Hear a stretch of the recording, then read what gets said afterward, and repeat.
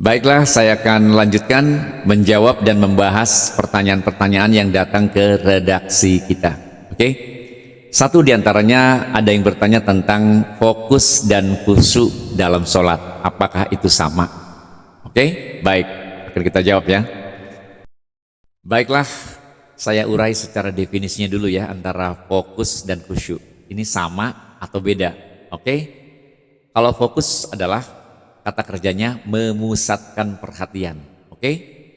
Atau kemampuan konsentrasi pada tingkat kepekaan suatu objek tanpa menambah hal-hal lain yang dapat mengurangi bahkan ya menghilangkan kualitas konsentrasinya.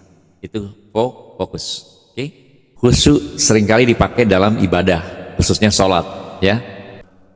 Definisi dari khusyuk adalah merasa tenang dalam melakukan ibadah dan memasrahkan diri sebagai bentuk pengabdian kepada Allah Subhanahu wa taala. Yaitu kalau khusyuk. Jelas ya di sini ya antara fokus dan khusyuk berbeda. Apa bedanya? Part of part dari jiwa salah satunya adalah pikiran, ya. Pikiran, perasaan dan ego. Nah, kalau fokus lebih cenderung ada di pikiran areal kerjanya, ya, gitu. Jadi sensasinya adalah berkonsentrasi, concentrate, oke? Sedangkan kalau khusyuk, dia areal kerjanya ada di hati atau di kalbu. Karena apa? Mengaitkan tentang rasa, ya, merasa tenang, ya, memasrahkan diri. Semua adalah kekuatan rasa, ya, sensasinya adalah rasa. Ada di hati. Jadi satu sensasi pikiran, satu sensasi hati, ya. Jadi jelas berbeda, tidak sama antara fokus dan khusyuk. Satu contoh ya, seringkali orang mengatakan bahwa fokus adalah memusatkan pikiran atau memusatkan kepada satu titik. Oke, kita cek. Jika kita sedang setir mobil, coba lihat, perhatikan baik-baik, ya, pahami baik-baik. Berapa pikiran yang harus dibutuhkan? Bagaimana caranya kita harus memusatkan satu perhatian atau ke satu titik saja? Nggak mungkin. Oke? Satu, kita harus memilih dan melihat ke depan, ya. Di kacang lebar kita lihat jalanan, kemana arah tujuan kita. Oke? Yang kedua, kanan kiri kita spion. Kita harus lihat ya, harus lihat kanan kiri karena bisa nabrak juga ya dari kanan kiri. Yang ketiga adalah spion atas, ya. Melihat ke belakang, oke? Dia membantu penglihatan ke belakang. Yang keempat adalah setir, ya, setir. Kan perlu pikiran, harus pikiran sendiri nih, ya. Yang kelima adalah rem dan gas, kan perlu pikiran, berapa kencengnya, oke? Kencengan bisa celaka, kurang kenceng juga, jadi lambat jalannya kan, tidak sesuai kebutuhan, ya. Kelima. Yang keenam adalah persneling.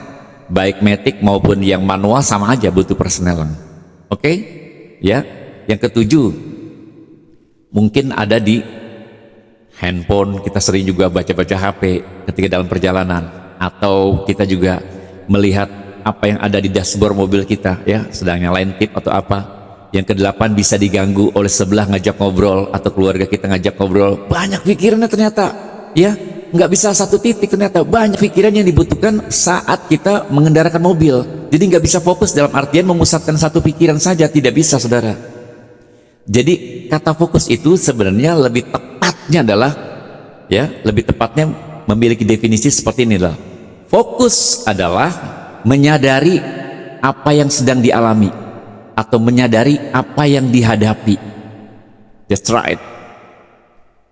Sadari aja kita sedang apa. Ya, kalau sadar berarti kita siaga penuh, oke? Kesadaran penuh, kesadaran tingkat tinggi adalah satu hal yang paling kita butuhkan saat apa? Saat kita mengerjakan apapun dalam kehidupan ini, kita butuh kesadaran yang penuh, ya. Jadi menyadari apa yang sedang dihadapi. Kita hidup di waktu ini, bukan waktu yang masa lalu dan juga bukan waktu di masa depan. Semua masih ilusi. Ini udah pas, ya. Past tense sudah berlalu, nggak bisa lagi dikutak-atik. Kita sedang berada di sekarang, ya. Jadi apa yang sedang dihadapi itu fokus, ya. Itu definisi dari fokus yang lebih tepat. menurut saya. Jadi baik fokus maupun khusyuk adalah part dari jiwa, oke? Dari jiwa ya, jiwa dengan areal kerja pikiran dan areal kerja di hati atau batin, oke?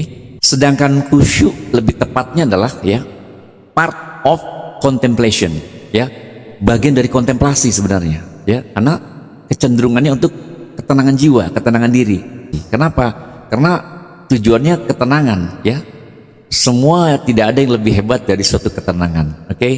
Cara gimana pun kita pengennya tenang, jiwa kita pengennya tenang, ya. Di dalam ketenangan ada kesejukan, kedamaian, kecintaan, keindahan, semuanya ada, oke? Jadi lebih tepatnya lari kepada kontemplasi, karena unsur-unsurnya yang dibutuhkan adalah sensasinya, ya, rasa, ya, batin yang bekerja, ya, hati itu kalbu yang bekerja. Sehingga kontemplasi di sini adalah yaitu ketenangan yang didapat dari kesadaran akan keberadaan Tuhan, ya, sebagai realitas yang hidup. Karenanya baik kontemplasi maupun moksa, ya, mirip-mirip. Moksa adalah memerdekakan diri, ya, bahasa Sanskrit, ya. Jiwa kita harus merdeka. Tenang itu artinya merdeka, artinya cerah, ya, tanpa hambatan, bebas dari gangguan-gangguan doktrin, dogma, dan masa-masa lalu yang cenderung melemahkan atau samskara, kesedihan, kepedihan, ya, kita lepaskan. Itu namanya kita merdeka. Kalau kita tidak bisa melepaskan hal-hal yang berbentuk negatif tadi, maka kita akan terjebak, oke? Terjebak tanpa bisa berbuat untuk menciptakan kebahagiaan, oke? Oke, seperti itu ya bahasan ya tentang fokus dan khusyuk. Semoga bermanfaat.